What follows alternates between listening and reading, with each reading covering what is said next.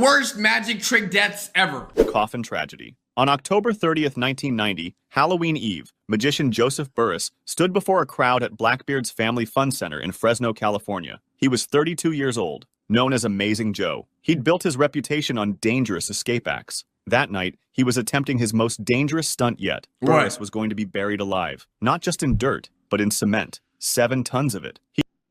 Okay, I'm under the assumption all of these magicians had people around them when they did it. 7 tons. Were you planning to go around the concrete? Because it's damn near physically impossible to get out of that. He'd done a similar trick before using only dirt and escaped successfully. Yeah, only dirt. That's the difference, dude. You're using a substance where you can actually dig your way out. Concrete solidifies. But the dirt trick wasn't dramatic enough anymore. He wanted something bigger, something that would make headlines. At about 9:30 p.m., the trick started. A glass coffin sat in a 7-foot deep pit. Burris climbed inside. The lid was sealed. Crew members began pouring dirt onto the coffin, then wet cement. The crowd watched as tons of material piled on top of the glass box. Burris was supposed to escape within minutes. Pick the locks, push open the lid and climb out. He'd practiced, timed it. Everything should work. But as more cement was added, something went tragically wrong. The glass began to crack. The combined weight of soil and cement was too much. The coffin wasn't engineered for that load. I was trying to give him the benefit of the doubt and be like, hey man, at the very least, they could at least dig you out, right? If it all goes wrong and you're in there for a little too longer than how it should be, then they gonna get you out. You're telling me my man suffocated in dirt? Nobody had calculated the pressure properly. Then, suddenly, the glass shattered. 7 tons of cement and dirt collapsed onto Burris. The coffin was crushed instantly. Burris was trapped inside, buried under tons of wet cement. No air. It mixed in with the cement. No space. No escape. The crowd realized something was wrong. Crew members started digging frantically, trying to reach him. But moving 7 tons of cement by hand takes time. Too much time. The paramedics arrived. Yeah, that's the thing. That's the reason why I'm like, why would you even do that? Okay, if it's taking people that long to just take away the cement, how did you plan to do that with no equipment? Brought equipment. They kept digging. 30 minutes passed before they reached the coffin. When they finally pulled Burris out, he was dead. He had suffocated under the weight of his own stunt. Damn. The milk can tragedy. On November 9th, 1930, magician Gilbert Ginesta prepared for his signature trick in Frankfort, Kentucky, the milk can escape, a classic Houdini stunt. Ginesta had performed it dozens of times. He'd climb into a large metal milk can filled with water. Assistants would lock the lid with padlocks and chains. Then, he'd escape within minutes. The audience gathered. The milk can was filled with water. Ginesta climbed inside. The lid was placed on top. Padlocks secured it. Chains wrapped around. Everything looked standard, just another performance. But something was different. During transport to the venue, the milk can had been dropped and damaged, dented. The sides had been compressed inward. The can was narrower than usual, but nobody noticed. Or if they did, they thought it didn't matter. Ginesta submerged. Oh my goodness. So what I'm noticing here, it's not even the trick itself. It's because they're not really checking to see if like everything, like y'all should give one more test run before actually doing something. In the water. Started working on the locks. I would say, to be fair, I wouldn't think it'd matter too, but if someone is paying you money to get a product that works, that's the least you should do. He'd done this hundreds of times. He knew every step, but inside the dented can, he couldn't move properly. His body didn't fit the same way. His arms couldn't reach the right angles. Time passed. The audience watched the curtain hiding the milk can. They expected to see Ginesta emerge any moment, but he didn't appear. His assistants grew worried. Something was taking too long. They rushed to the can, started removing the locks, pulled off the chains and opened the lid. Ginesta was found unconscious, floating in the water. They pulled him out, tried to revive him, but he wasn't breathing, wasn't responding. He was rushed to the hospital, and a few days later, Gilbert Ginesta died from asphyxiation and drowning. Wait, I'm sorry, how long do y'all wait until you realize, hey man, we should go out and help him? I would assume that he tells his assistants, this is how long it takes me to do the trick. If it doesn't, help me. Why did y'all wait till bro damn near just passed out? The underwater escape. On June 16th, 2019, magician Chanchal Lahiri stood on the banks of the Hooghly River in Kolkata, India. He was 40 years old, known professionally as Jadagar Mandrake. He specialized in escape acts, Houdini-style stunts. That day, he was attempting an underwater escape. Lahiri was shackled with 6 locks and chains. A steel cage was locked around him. He was blindfolded. Hundreds of spectators gathered near the Howrah Bridge. They'd come to watch him escape. Cameras were ready. Police were present. It was a public spectacle. A crane lifted Lahiri in his cage, moved him over the river. The crowd watched as he dangled above the water. Then the crane lowered him, down into the Hooghly River. The water was murky, fast-moving. Deep. In a few minutes, Lahiri disappeared beneath the surface. The plan was simple. He'd pick the locks underwater, break free from the chains, escape the cage, and swim to the surface. But then, the unexpected happened. Sharks? The crowd waited, but Lahiri didn't surface. That was when they knew something had gone wrong. People started getting nervous. Divers went into the river, searched the murky water. The current was strong. Visibility was near zero. Still, they couldn't find him. Hours later, police continued searching. Wait, y'all couldn't find him? If he's not in the cage, then he escaped, and then what happened? Did his ass faint after that? Like, after he already escaped? Like, what happened? Downstream. The next day, Lahiri's body was found about a kilometer away. He drowned, never escaped the cage, never picked the locks. I'm here thinking that the cane is still attached to the cage. Why'd y'all drop the cage? That doesn't make any sense. Y'all should have just left him on the cane. That would have been much more safe. Just sank to the bottom and died. He'd gone into that river believing he could escape, but he couldn't, and nobody could save him in time. The bullet catch. In November 1820, and Plus, wouldn't it make sense to just have a diver in the water to begin with? You know what? It is what it is. R.I.P. The bullet catch? Are we for real? Prussia, a magician known as Madame Dolinsky prepared for one of magic's most dangerous tricks, the bullet catch. Assistants would fire guns at her. She would catch the bullets, or at least appear to. The trick relied on sleight of hand, blank rounds, and careful preparation. That evening, she performed before an audience that included members of the Prussian court. Let me find out that y'all didn't even check to see if the weapon had real bullets. That should be the first thing y'all are doing. Let me find out that instead of a blank, it was a real bullet. That had to be the dumbest mistake that I've ever seen. Nobility, wealthy patrons, high expectations. Dolinsky was confident. She'd performed the bullet catch before. She knew the mechanics and trusted her assistants. Then, the trick began. Her assistants loaded How much guns did you need? 5? the guns. At least they were supposed to load blanks. Prepared rounds that would make noise and flash but fire nothing lethal. That was the trick. The audience didn't know the guns were harmless. During the performance, Dolinsky would stand calmly as 6 riflemen discharged their 6? weapons, and she would appear to stop every bullet. The soldiers were instructed to use blanks, but in a fatal error, one man loaded a live round. The Nigga, you had one job. Wait, did you actually believe she was gonna catch the bullets? Did you actually try to test the theory to see if she was gonna really stop bullets? You're actually an idiot, bro. No, I hope he got jail time. firing squad aimed at her. The audience held their breath. This was the moment, the climax of the performance. Then, the guns fired. The sound was deafening. Smoke filled the stage. Dolinsky should have been standing, should have been holding up the caught bullets and taking her bow. But Dolinsky was down, on the stage floor, blood spreading. One of the guns had fired a real round. The shot struck Dolinsky in the abdomen. The court audience was horrified. Nobility screamed. People rushed to help, but the damage was done. Dolinsky had been shot. She died 2 days later from her injuries.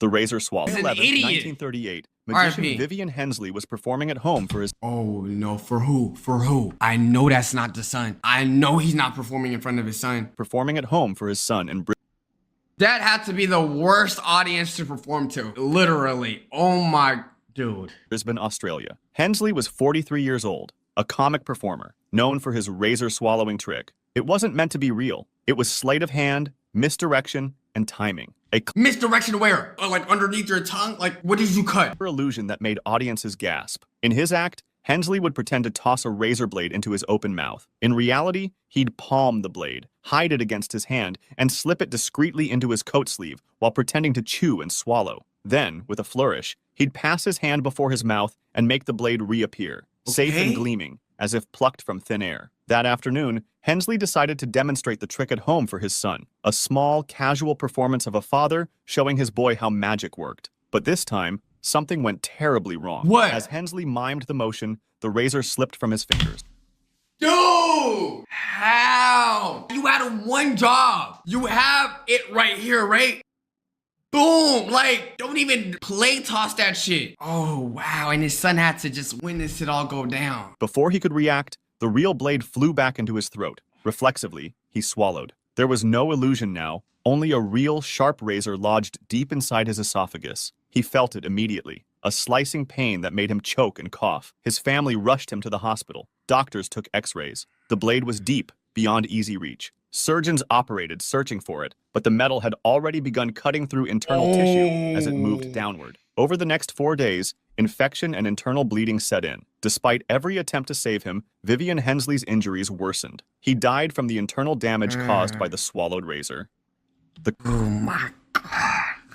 Bro, the thought of even swallowing a razor is enough to make me cringe. Like, R.I.P. him, bro. In front of your son at that, that's just so unfortunate, bro. Car escape. In 1930, in Springfontein, South Africa, Charles Rowan, known on stage as Car the Magician, prepared for one of his most dangerous stunts. He was an escape artist. Let me guess, the car is driving at insane amount of speed, is about to like crash or just jump off the hill and you never get out the car. Who thrived on danger. Straitjackets, chains, shards of glass. But this time, he was pushing the limits of time itself. The act was simple in theory, deadly in execution. Car would be bound tightly in a straitjacket and laid out on a road. From nearly 600 feet away, a car would speed toward him at 45 miles per hour. He had only 10 to 15 seconds to free himself and dive out of the way before the vehicle hit. The crowd gathered. Men, children. Dude, imagine the reactions of all their faces when they find out that this man actually didn't move out the way. Bap!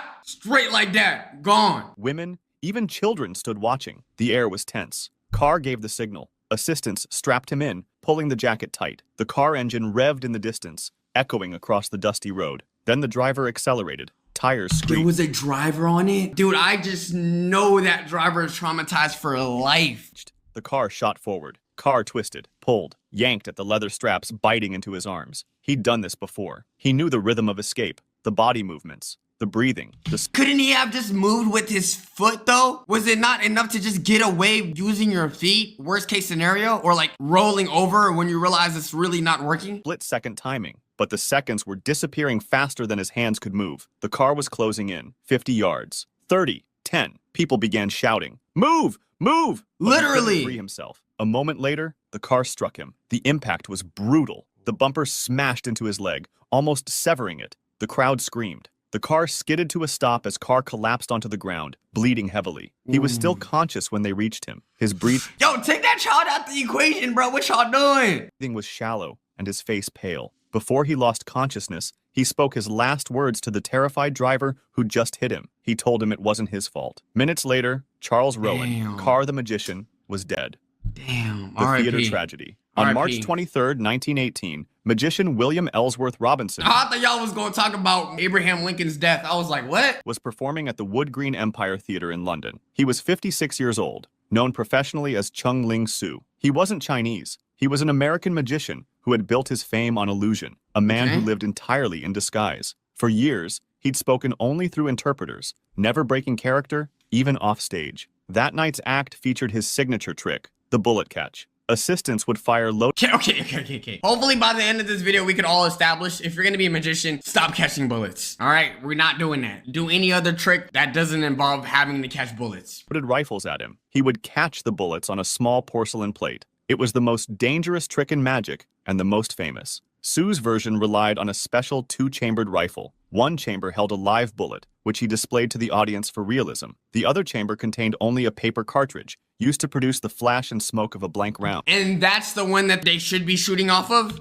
When performed correctly, the bullet never left the gun. It was illusion, precision, and timing. But that particular night, something was different. Unknown to anyone, unburned gunpowder residue from previous performances had built up inside the barrel. Soo's assistant, responsible for cleaning the rifles, hadn't done it properly. The powder my. stayed trapped, packed near the chamber. Then, the lights dimmed. The crowd fell silent. Soo took his mark, dressed in his elaborate robes, standing tall under the spotlights. His two assistants raised their rifles and pulled the trigger. The guns exploded in smoke and thunder. Only this time, one rifle fired for real. The built-up powder ignited, launching the live bullet from the other barrel straight into Soo's chest. The force staggered him. He clutched his side, his robe darkening with blood. For a moment, the audience thought it was part of the act until Soo collapsed. Crew members rushed. I'm just thinking about their initial reaction. Oh my god! Wait, that's not red paint? The nigga's dead? Dude, that switch up had to be crazy. To him. He was taken to the hospital, but the bullet had pierced his lung. He died the next morning from his injuries. R.I.P. The Lion's Bride. On May 9, 1911, magician Sigmund Neuberger, known as the Great Lafayette, was performing at the Empire Palace Theatre in Edinburgh, Scotland. He was 40 years old, one of the highest paid magicians in the world. He was How a much? perfectionist, and by every account, a man who lived Or entirely how much he was getting paid though? Because I might be a magician myself. First trick, the bullet catch. for his craft and for his dog. That dog was Beauty, a small terrier given to him by his friend Harry Houdini. Beauty wasn't just a pet.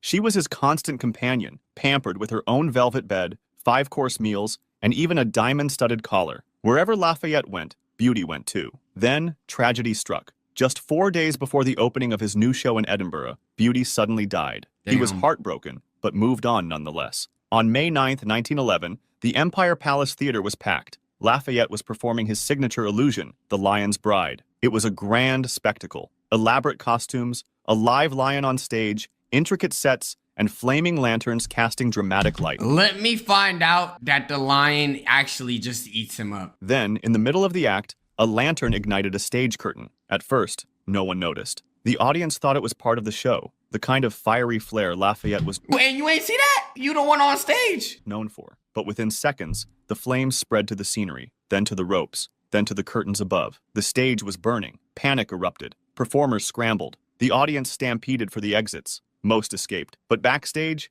chaos ruled. Lafayette managed to get out through a side door, gasping for air. Covered in soot, he was safe. Then he heard something. The whinny of a horse still trapped inside. Without hesitation, Lafayette turned back.